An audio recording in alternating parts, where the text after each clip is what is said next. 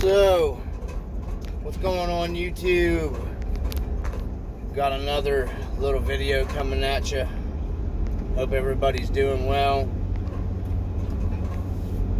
Yes, I am driving up the road. Bored out of my mind in the middle of nowhere again. Been a long work week. Figured I'd do a little video, keep myself occupado while I'm doing my thing. So if the camera moves around a little bit or whatever, guys, I'm sorry. I just kind of wanted to do maybe like a little vlog thing or whatever with you guys. Well, I'm headed out here about, I don't know, 20-something miles of no man's land to make my delivery. Out here in West Virginia, stuff's out in the middle of nowhere, so. I was talking to my bud that I talk to all the time, about RC stuff. Cool dude, helps me out all the time. If you watch this video, you know who I'm talking about. You know who you are. We were talking about some stuff the other day about like the length of time. You know, people say they're in the hobby or been in the hobby, and I think he has some different views on it or whatever than I do, but I just thought I've gathered some good subscribers on the channel. It's a lot more here lately, and I appreciate you guys subbing. And I was just curious, what got you guys started in the hobby and how long you've been doing it. I actually started back like the old Cox Fuel days, the old Cox Fuel tether car stuff. I'm so old I ran that stuff. I know you guys probably don't. You can Google it. It was kind of cool because we had a 57 Chevy. Ran on what they call Cox Fuel. Had a little engine in the back, was rear wheel drive, had a thing you hook a tether to and it just like raced circles or whatever, and they counted lap times and all that stuff, and really just come down to like tuning engines and stuff like that. Whoever could tune the engine better, you could get better performance and stuff. It really wasn't. They actually were pretty quick. But I come back clear to the hobby shop that was there. They used to race those tether cars. They had a tether car racetrack. In the control line, Cox Fuel planes, I messed with that stuff. Same concept, but you had a hand control. You flew the plane, control your elevation and all that stuff. I didn't quit messing with that stuff. Planes, I've ruined pretty much everything I touched. So, anyways, back to the RC stuff. My bud, he don't like the gas stuff and everything. I'm an old school,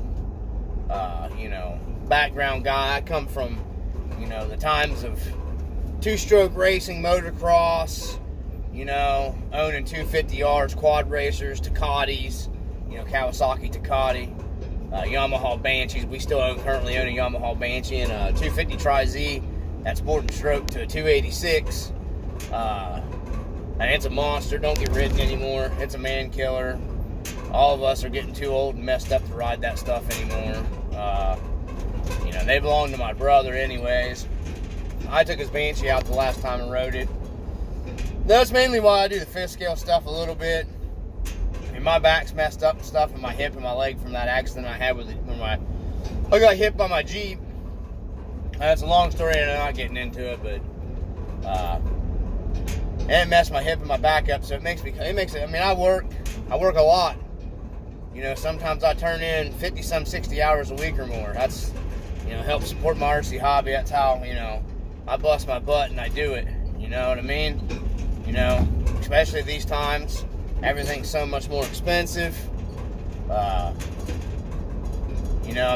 extra overtime, I'm usually the first one to volunteer to do it, just because, it gives me extra money. It don't cut into stuff I need for the kids and the family, because you got to make sure your kids and your family are taken care of first. You know, pretty much my whole entire life I've worked 2 jobs. I worked for PepsiCo for 11 years, and they just finally cut my hours back. So, you know, I wanted more time, and they didn't want to give me more time, so it just became, it wasn't worth it for the little bit of time that I did when I was working for them part-time. You know, when you go from like 20-something, 30 hours a week down to like 8 or 9, it just wasn't worth it. That's why I cut my ties, which sucked because it was like 11, 12 years of service with PepsiCo as a merchandiser, you know, putting products on the shelf. You know, I use that to fund my RCs, you know, and everything else too. But I just thought I'd kind of do a quick video up and see, you know, what, comment down below, you know, what you guys got started in. You know, I've got a big nitro background, guys, and I know nitro's kind of getting to be a thing of the past. I personally believe the gas stuff's not really going anywhere. My bud doesn't, you know, he thinks it's, you know, it's not going to be any more fifth scale. You know, I mean, I don't know. He might, maybe it's a possibility. You know, I can't never let it go completely, because that's me. It's in my blood. You know, I mean, I used to be a big time tuner, into the tuner cars and the hot rods and stuff earlier in life, and clear up to actually recently. You know, I always had some kind of, you know, something I was tinkering on, working with. You know, like I basically restored, well, an off-road restoration to my son's Jeep, you know, because it's our truck. I call it the Trail Pig. And then I've got my, you know, my one Jeep that, you know, I rebuilt. The only thing that's not rebuilt is the engine. And it's got the 4.0 liter in it. They run forever. It don't need rebuilt. It's only got like 130-some thousand miles on it. You know, we got them in the group that have 300,000 on them. And 4.0 inline sixes, man, you know, they're tough as nails. If you take care of them, they'll run a very long time. So, but everything else I rebuilt on the Jeep. I think I've still got some videos up on here, like, I think where I was working on the painting of it. I repainted the whole Jeep myself. Did all the work to it myself. Didn't pay anything out. Didn't have no help. My 2 brothers came up and helped me do a little bit of body work. Most of the stuff was all done by me in my wide spot above the house where I live. You know, but I don't really have time to mess with that anymore. You know, 2 kids in school. You know, I missed the hot rod days. You know, I went through the tuner stuff with the Hondas and had a couple Toyotas. Had a badass Toyota Celica GTS, is all-wheel drive turbo. Then I had an ST that we turboed.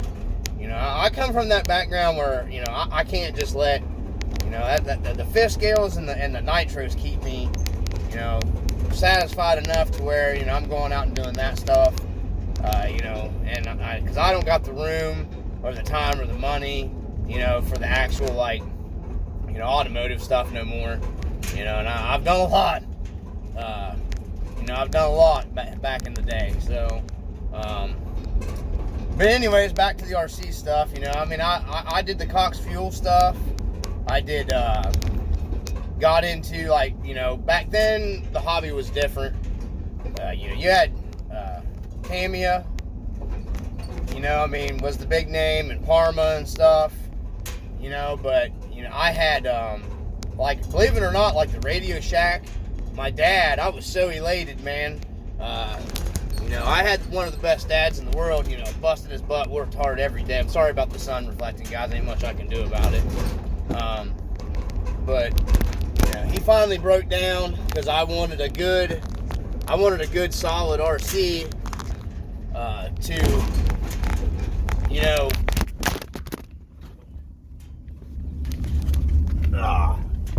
this road's rough, guys. These West Virginia roads are terrible. Crap, hold on, let me get it resituated here. Fell out of the mount, and I'm even going slow, and I'm on like a really bad back road section, so, but, gosh darn it, there we go. Anyways, my dad got me a Red Arrow buggy. You know, that was my first. They had a Golden Arrow and a Red Arrow. And, of course, they made hop-ups and stuff for those back in the day, too. So, it was really cool. You know, even though it was a Radio Shack, you could still get, you know, hop-up stuff. And, had to get over for a tractor. Like I said, I'm basically in the middle of nowhere. And, Anyways, God, darn this camera. Okay. So, we were, I had that. My buddy had the Grasshopper. He had a bunch of hoppers from the Grasshopper. It was actually pretty funny, but my Red Arrow buggy would still smoke it. And then his dad went and got him an Indy car. It was, I think it was a Tamiya, whatever. And, man, that thing was fast. Had a bunch of upgrades to it and stuff, and I remember saving my, like, aluminum cans and stuff and nagging my dad. I would take these aluminum cans in to the local recycler all the time. Dad would be like, oh, yeah, we'll take them. And, I'd crush up the cans and bag them up and stuff. Take them in, save. It was always blowed out on RCs. That's just a really good memory I have of my dad and I always taking those cans in. And he'd always bring the cans from work because he knew I saved them and everything. And I'd crush them up. He'd help me crush them up, and we'd haul them in to the recycler. Wasn't very far away. It was nice having him there, and they took a bunch. We'd take a bunch of other stuff back then. They used to recycle. Yeah, they still do, but they recycled. That place used to take everything, like batteries, and you just buy them off of you. I'd go around gathering all I could just to get money to get RC stuff, and I was probably I think I was like 9 when I got the Red Arrow buggy, and probably about 12. I went and bought what they call the Tyco Bandit, and I bought a Tyco Fast Track. You guys can Google those. But anyways, I got those two. Man, those things were fast. For Tyco, they run the old 9.6 turbo battery, nickel metal hydrides. No, yeah, they were nickel metal hydrides, I think. Those things were fast, man. They were faster than my buddy's Tamiya stuff. I mean, they were quick. And but anyways, then I went in from that, and I was in with a semi-local hobby shop. Got it kind of semi-sponsored, and that got me into the nitro stuff. I was hardcore into that nitro stuff, man. I raced 1/8 scale buggy. I raced 1/10 scale monster truck, blacktop and off-road. I'm old school from clear back to where, they were racing the old monster trucks, the T-Maxes, and Tamiya had the, I think it might have been a TNX, I think maybe what they had. And then you had like the Mad Forces and stuff, and the HPI Savage, and then, this is even before like the Savage X and the Savage XL and all that stuff that they had. I raced the old school stuff. I was one of the first ones to have the first short chassis 2.5R Revo. And man, I was like, I got that thing because I was sponsored and got a discount on it, and I was working several jobs and stuff, and my second job, I took a lot of that money and put into that. Did really, really well with it, especially on the blacktop course, man, because, that Traxxas had the inboard, the cantilever shock setup on it, and, those are just some awesome, man, those are some good days back then. Real good memories and stuff, and that's just, I love the sound of a nitro engine. I love the sound of a two-stroke engine. That's why I just keep doing it. I just thought I'd post a video up, ask you guys to comment down below. What do you like? I mean, what got you started in the hobby and everything, and just involve my subscribers and all that stuff. You know what I mean? I don't see what you guys like and see what you're into and all that stuff. So, but I'm almost to my destination, and I just thought I'd do a video. I gotta go up here and turn around before I can get to the guy's house, because very hard driveway to get in and out of. So I thought I'd give you guys, just hit me up, comment down below. I got some more stuff coming to the channel, excuse me. So stay tuned. And I'm trying to bring you guys good content and stuff, and just stuff that I enjoy. I do enjoy making the videos and everything. I really do enjoy it. Making the videos and stuff's almost as much fun in the hobby for me as everything else. I mean, I enjoy it with my kids. My baby girl loves doing the videos with me, and she loves to pick the music and stuff with the crawler videos, and I enjoy her doing it with my son. He does a little bit, but he's more of a gamer kid. Nothing wrong with that, man. It is what it is. It's the day and times we live in. I prefer him be more hands-on with the hobby for, every once in a while, but, he's that age, and, technology and all that stuff, and he's ate up with all that stuff, so, every once in a while I can get him to go out with old dad and do a little bit of RC stuff, and I'm working on his crawlers pretty much. I got the stuff to finish it now. I just haven't got onto it yet, and I'll probably do some videos of it. It's just a cheap budget build. Vatera, because I know, Vatera's, they quit making the stuff for the Vatera now. I got to go up here and turn, guys, so I'm going to be moving around a lot, so you won't see my elbows flaring around here in the camera.